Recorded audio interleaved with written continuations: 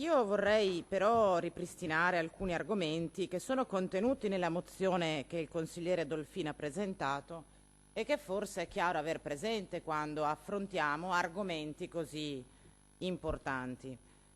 Non siamo di fronte o non dovremmo essere di fronte ad un'operazione estetica, perché è importante che noi ci concentriamo sulle necessità di sicurezza pubblica e sulla base di quella necessità valutiamo quali sono gli strumenti migliori che possiamo mettere in campo. Ora, l'operazione Strade Sicure nasce nel 2008, non a caso.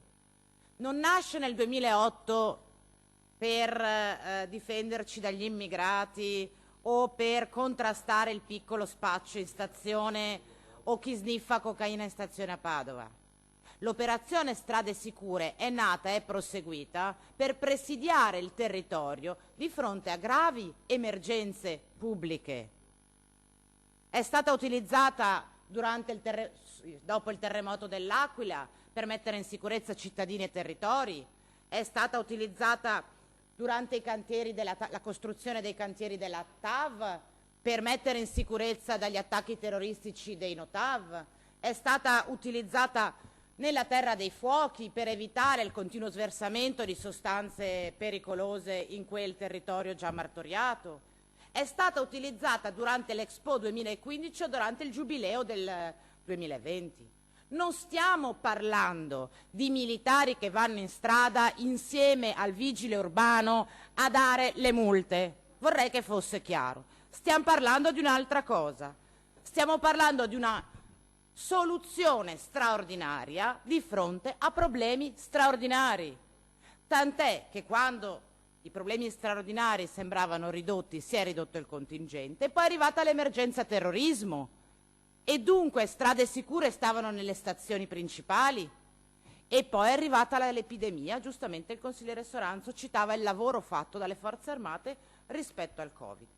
Quindi noi, quando il consigliere Dolfin in un modo e il consigliere Polato in un altro, proponiamo non solo il mantenimento ma anche il rafforzamento di questa operazione, dovremmo specificare sulla base di quale emergenza contingente pensiamo che i compiti che tradizionalmente e costituzionalmente sono assegnati alle forze dell'ordine debbano essere assegnate alle forze armate. Guardate che non è la stessa cosa rispetto alla capacità di intervento nei contesti urbani, quella che deriva da un addestramento di una forza dell'ordine, polizia, vigili urbani, e della forza armata. Sono mestieri diversi che prevedono carriere diverse, che hanno degli addestramenti diversi e, viva Dio, hanno anche delle finalità diverse.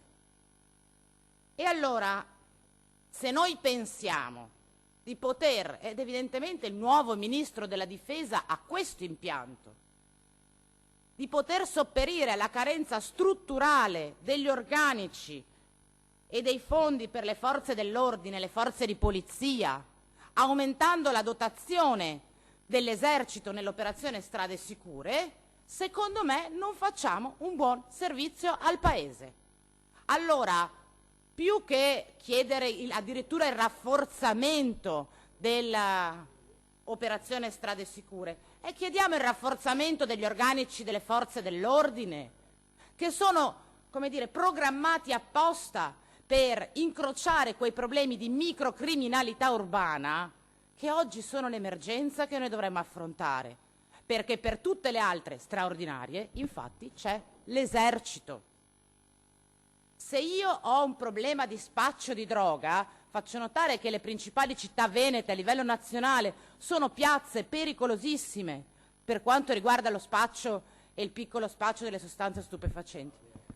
Padova in particolare, essendo il crocevia ed essendo presenti anche molti giovani. Se il mio problema non è il terrorismo, ma è lo spaccio di droga, io ho bisogno di forze dell'ordine, non di forze armate. Siccome l'ultima volta che abbiamo aumentato gli stipendi delle forze dell'ordine, mi dispiace che non c'è il consigliere Soranzo, è stato con il governo del centro-sinistra nel 2017, qua abbiamo un problema di fondi, di attrezzature, di risorse per gli addestramenti e di organico. Allora, togliamo questa mozione e mettiamone una in cui chiediamo al nuovo Ministro della Difesa, concluda collega, concludo, di aumentare gli organici. Chiudo con una, se vuole poi la faccio sull'emendamento. Io non sono per esempio d'accordo che la destinazione delle forze armate dell'operazione Strade Sicure dipenda dai comitati di ordine e sicurezza provinciali. È il prefetto in coordinamento col ministro che decide quali sono le emergenze, noi sindaci, perché la funzione di Strade Sicure è incrociare le questioni straordinarie e non la microcriminalità che per impianto va gestita dalle forze dell'ordine.